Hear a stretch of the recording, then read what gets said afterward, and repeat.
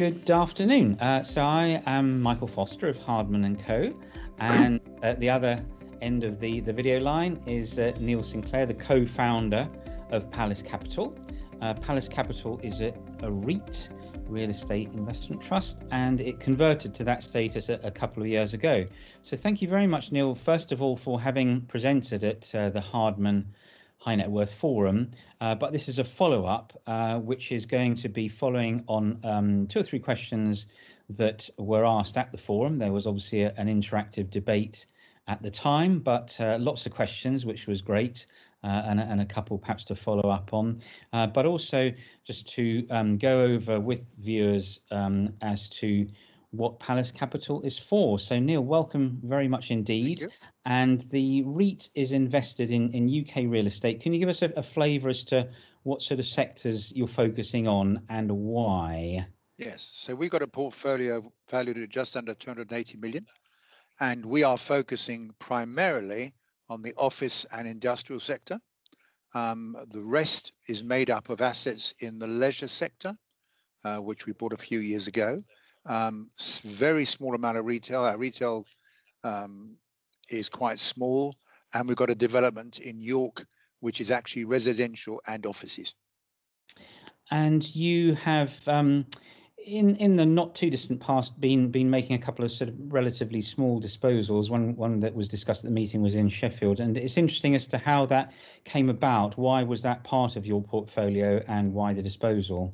So we always like to recycle our money when we think the property has got to a level where we can't really do much more with it, and we're not going to get any growth from it.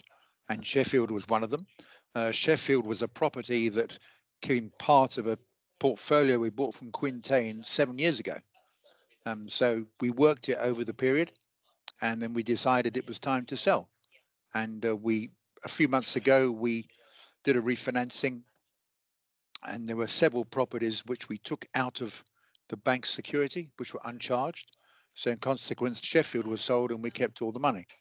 And just to add to that, we've got 2 more properties going into auctions next month, which we've decided. We've got 2 more on the market at the moment. So we do recycle our money so we can put it into something better. And I think it's an interesting philosophy. It's the ongoing core philosophy of the group that you do acquire portfolios, and then you have lots of interesting angles on the portfolios. Clearly, there's lots of choice. Real estate in the UK is a very liquid market, so you only choose the infinitesimally small amount of portfolios that come on the market. But one of the very big assets that you've got at the moment, which is actually under development, is in York within the city walls. Yes. And I think that came through a portfolio, and it'd be quite interesting. I know, and the market announcements have shown very positive developments in terms of the sales rates and the progress on that. But also be interesting just to touch on quickly how you came about having this asset, which is an old very old 60s type office block within the city walls at York. How you came about having it, and then how you decided that this pretty tired asset was going to end up being what it is now. Well, I think a lot of things happened there. That we acquired that asset as part of a portfolio we bought off Quintain in October 2013. And one of the things which we do is we buy companies rather than properties if we can. And what has happened is that particular portfolio, we agreed a price of 39.25 million. But back in 2013, when times were totally different, Quintain were very highly leveraged. They actually owed the bank nearly 38 million. So we managed to buy the company for just over £1 million. So of course, number one is a consequent saving in stamp duty, because when you buy the share capital, you pay 0.5% of the price you pay for the shares. But if you buy property, you pay 5%. So we actually saved nearly £2 million in stamp duty by doing that. So this property was one of 24 properties in this company owned by Quintain. And when we bought it, it had to be valued. Each property was valued, and it was valued at 3.8 million, which wasn't very much for a building of 100,000 square feet. But regional offices at that time were very much out of fashion, number one. And number two, 80% of the building was empty. Yeah. And because it was empty, had a huge empty rate and service charge shortfall bill. So in consequence, it was valued at 3.8 million when we bought it. But it is in such a cracking location that we decided to what we call work the planning and ultimately get the planning consent that we wanted in order to achieve the ultimate objective. And there's several things with planning. Get a good team together, good planning consultant, good project manager, good architect. That's all good.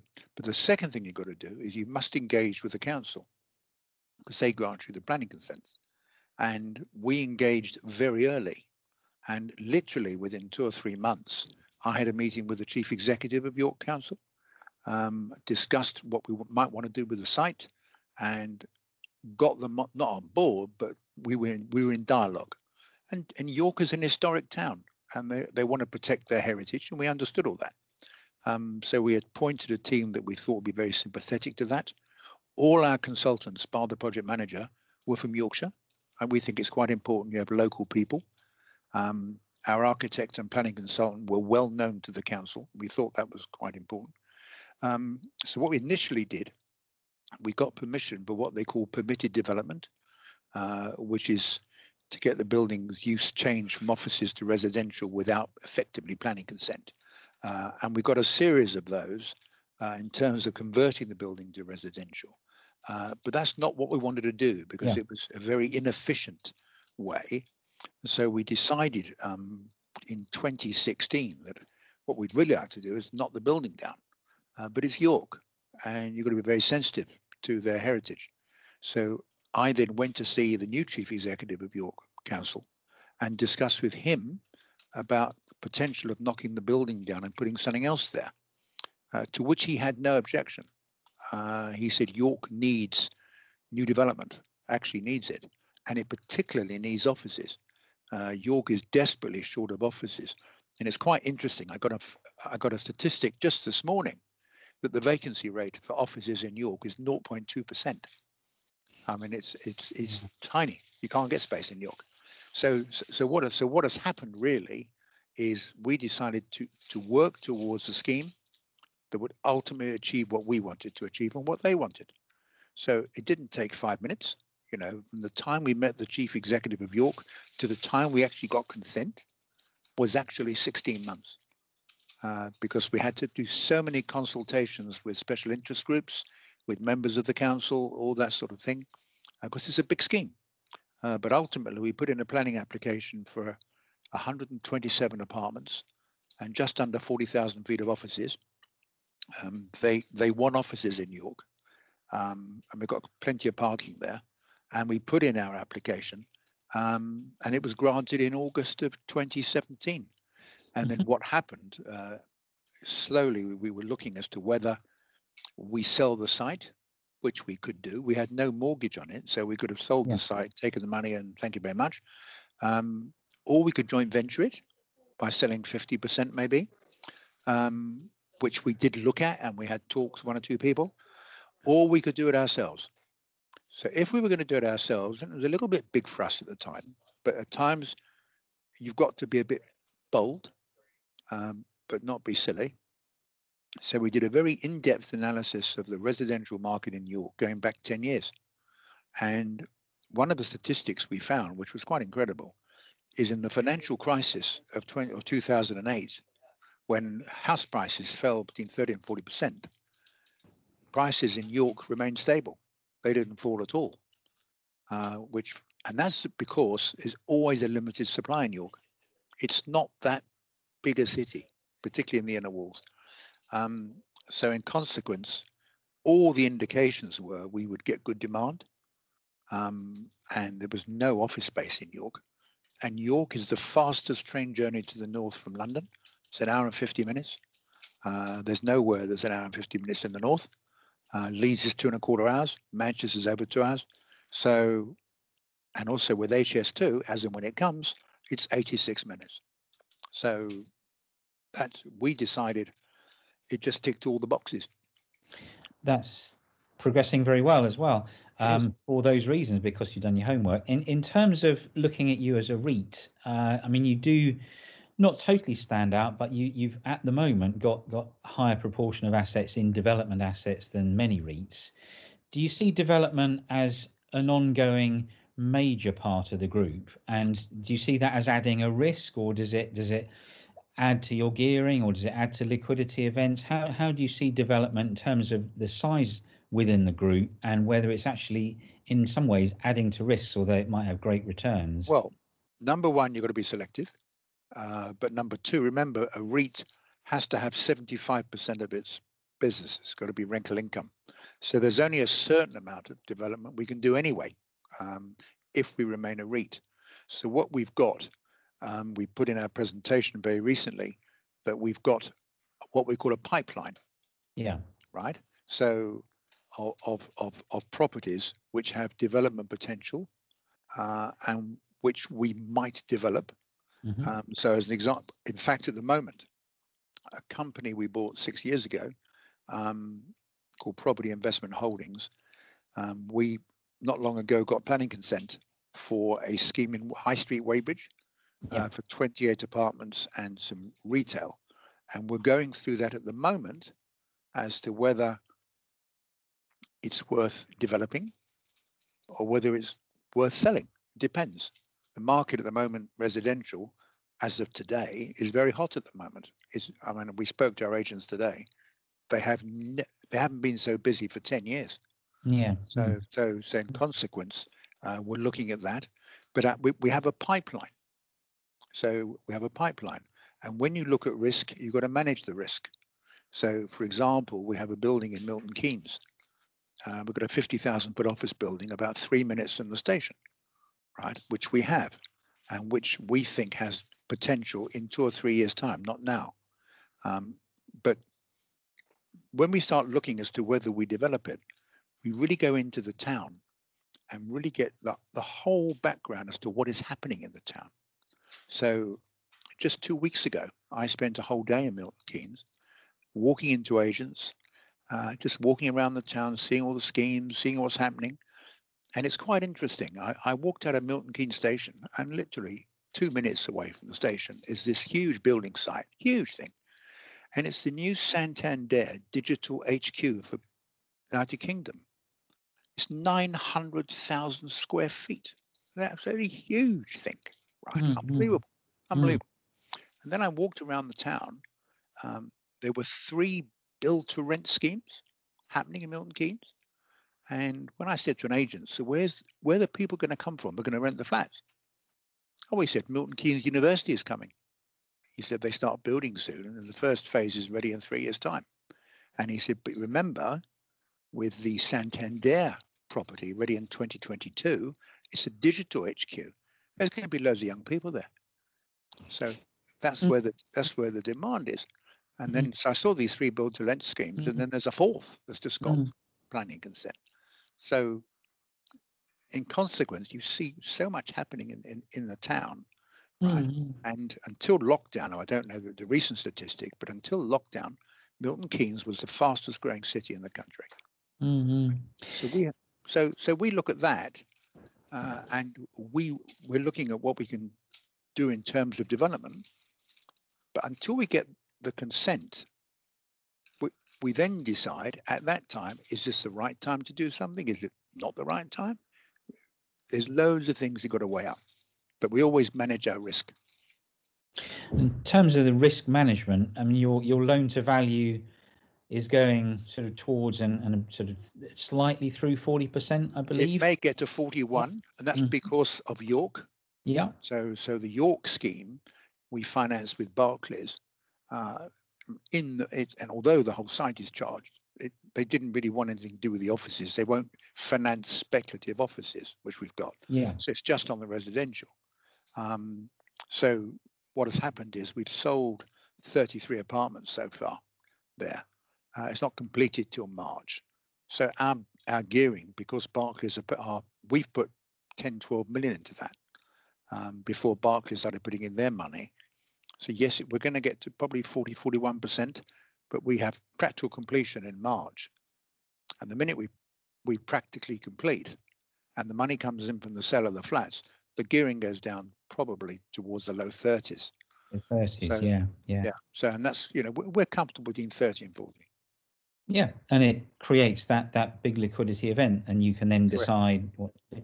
So if we look at the assets, then so excluding the development assets, about 3/4 are in offices and in the logistics area. Two-thirds, I would say, being realistic. Yeah, Yes. but then you've got the developments on top. And we've got So leisure is a relatively sizable area. Was it sort of about 15%? we've got In two. 13.7. We've got 13.7 in leisure. And Can you talk us through that a little bit? So you know, let's be honest about it. Hospitality is a bit out of favour at the moment. Well, we know that, you know, and we're well aware of that. But we've got a leisure scheme in Northampton. So the leisure scheme in Northampton, even though it's out of favour, what have we got there? We've got a cinema View, who are up to date with their rent. They've always paid, yeah. Right. We've got Accor, which is Ibis Hotels. We've got Ibis Hotel there. And the rumor is they're taking over a load of travel lodges in the next little while. Yeah. They've always paid and they're seeking to grow. Yeah. Right. So what's happened with that? Well, they came to us. They came to us in April. Well, we were discussing with them, and they wanted 6 months rent-free period because they were closed. Yeah. So we've done a deal with Accor where we gave them 6 months rent-free, and in return we extended their lease by 5 years. So they're there till 2032. So that was fine. And then we did a letting last year to Gravity Fitness, who do rock climbing and trampolining and crazy golf and all that stuff. And that was a 15-year lease with a break at 10. That's now 14 with a break at 9 now. But they wanted 6 months rent-free because they were closed. So we did a deal with them whereby we gave them 12 months at half rent. But in return, they've dropped the break. So we've now got them through to 2034. So what we've done, we've got a really good wrinkle stream there, right? From quality tenants, albeit the sector is unfashionable. And then we've got our leisure scheme in Halifax. Similar situation. We've got Weatherspoons, we've got View, we've got the NHS, you know, we've got Nando's, Mitchells and Butlers, we've got it all there. They're all good payers. But they weren't initially. Some of them weren't paying at the beginning. And when lockdown came, right, and we've got over 200 tenants, our property team contacted every tenant because we wanted to strike a dialogue with the tenant. We wanted them to know that, yes, they may have problems, but we would have problems. They don't pay the rent. So by striking up the dialogue, in our view, that's why we achieved 93% rent collection by June. And it's looking like around 90% for the June-September quarter, looking like. Yeah, and if we look at that worst sector, if you want to call it worst, in leisure, you've got one tenant that's gone, that's died. Is that it? You've got one restaurant. Well, we had a restaurant group, so they did a CVA on us about a month or 6 weeks ago. Yeah. The lease said about CVAs are better. You know, they are demonstrably unfair, but we're stuck with them. You know, a new insolvency bill came out; it wasn't even covered in it. But you got to live within the system. Yeah. And that's what proportion of your total assets? Sort of 0.5% tiny, or something less than tiny. that. It was tiny. Yeah. You know, it was tiny. And in retail, if you sort of just remind us, I mean, we all know what it is who've been looking, but you've got the business parts, which are doing well, and in terms of shops, you've got pretty much nothing. You've got no shopping centres. So we got all we've got in retail is we've got 2 retail warehouses. So we've got one let to Booker, which is Tesco, and we've got one let to Pets at Home and Wickes. Yeah. And they're all up to date with their rent. And I told investors the other day, yes, the values have gone down. I know that, but I'd rather have the money by taking the rent. So we've got 100% rent collection on our retail warehouses, and on our retail we're 90%, right? Because we're mainly 30,000-40,000 a year shops. That's what we are. Yeah. We've got a few that are not, We have a Tesco convenience store. That's not. But in the main, that's where we are. Yeah, 30,000 a year. We've got one in York, Costa Coffee, these sort of people. Very, and very. I mean, you talk about valuation, and clearly it is determined by the valuers, and from time to time it's determined by the real market. So I mean, the main real market valuation will be the York disposals, really, and you say you've made some small ones. But taking the performance on board, the past 3 years, I think you've outperformed the MSCI, not dramatically but steadily. Yep. And it seems to me, looking at the numbers, that's principally through the income. So you are dependent much more on the income stream and making sure that's as secure as possible. We do. But that said, obviously the development by definition doesn't have any income. So really this is a build up to a question about income and dividends.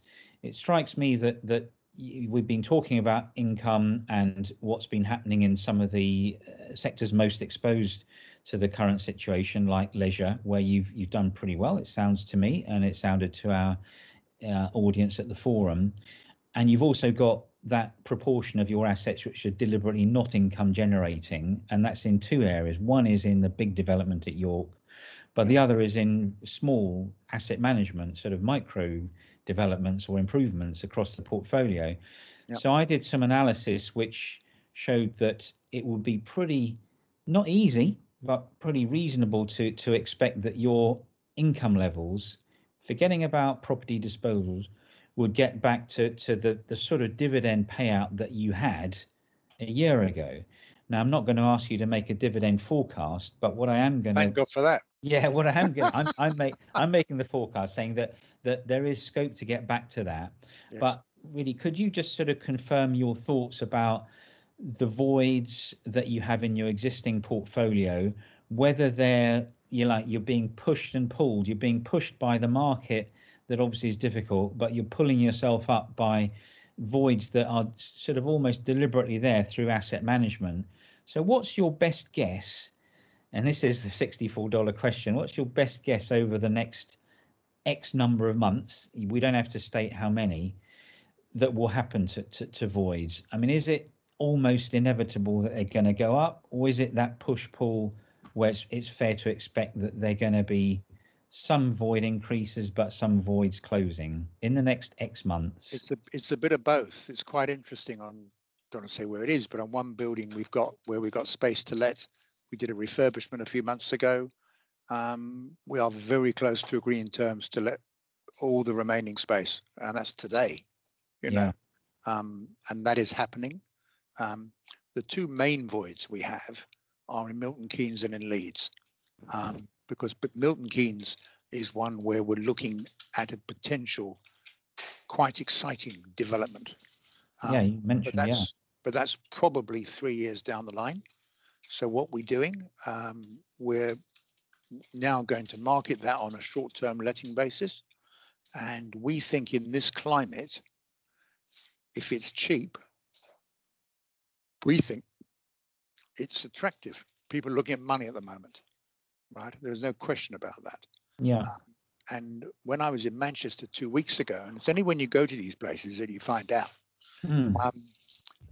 So I met our agent up there, and he said in the last few weeks, we're getting a tremendous number of inquiries from London, which we never had before lockdown. Right?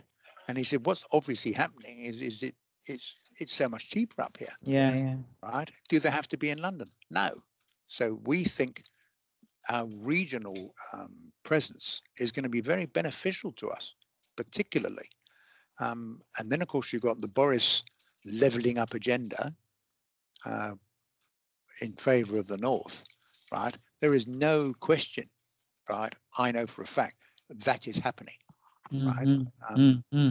Because one minister who I met said to me, he said, we have a one in a lifetime chance to deal with the North, and we're not going to blow it. So that's what he said. So in terms of voids, there's no real sign of anybody breaking or leaving or this. There's no real sign of that, and we're letting our space. There is no question we're letting our space. So I'm reasonably confident about that. You know, so you know, That's great. I'm Yeah, I mean, before we wrap it up, yeah, shall we just touch very quickly? You mentioned Manchester, and so just to sort of paint a picture, or give the more numerate approach to what the sort of top grade A rentals are in Manchester, what your rental levels per square foot are, why you're on that discount, and where you came from when you bought that building. I think that's quite an interesting journey it is an and an interesting interesting journey, level. and we always say we're opportunistic. That's one of the things we always say, and everyone says, "Oh, it's a nice, interesting term," but we are. And a building came on the market in Manchester called Bolton House in 2016. Yeah. And Manchester, we've been trying for 2 years to buy Manchester. You couldn't get a look in. I mean, it was impossible. But then, I don't care how clever you are, at times you need a bit of luck. You know, whatever. Something happened in 2016. What happened? So suddenly David Cameron announced the date of the referendum. And what happened? Everybody went out of the market. They Yeah. thought, well, we'll come back when we know the result. Yeah. But we thought, well, here's our chance to buy a building in Manchester. So we took advantage of it. We exchanged 4 days before the result. I must admit, I didn't expect what the result was, but we thought we bought it very competitively. The rent they were getting in the building at the time was £12 to £13 a foot. Yeah. And we're now getting 18 to 19. Yeah. Yeah. So that's where the growth is. And what we're doing, we're letting the building on leases until 2024. Right. Because our property occupies only a small part of the site. There's a huge open car park. And this is central Manchester. This isn't We're some 3 minutes from the station. suburb. We are Yeah. 3 minutes just off Portland Street. So we're in an absolute cracking spot. Yeah. So to us, we paid just over £10 million for it, and the last valuation was just under 15. Yeah. Yeah. So So I think it's pretty clear how you're getting the asset uplift potential there. You have already created asset uplift, but there's the asset side of it. But you are run to optimize rather that secure income. So there's kind of a bit of both. What have investors been doing, the larger investors in the past few months? Because obviously it's clear that your share price has been under some pressure. You talked to us about the lowering the volatility that the management has achieved, the outperformance of the MSCI index, good income, very few property blobbing on you. What have the shareholders done? So in the last little while, we came out with our results in early July, which we did our presentations, and we know for a fact that 3 holders of ours topped up their holdings, which we're quite pleased about. Allianz announced they went through the 5% and made a public announcement. They're very big supporters of ours, Allianz, and we know for a fact even in the last few days that some of our own people have been topping up, which is always a sign of confidence. I'm quite pleased about that. There's no question about that. So our shareholding base, around 70% is institutional. So we're quite pleased with that, and they're very supportive.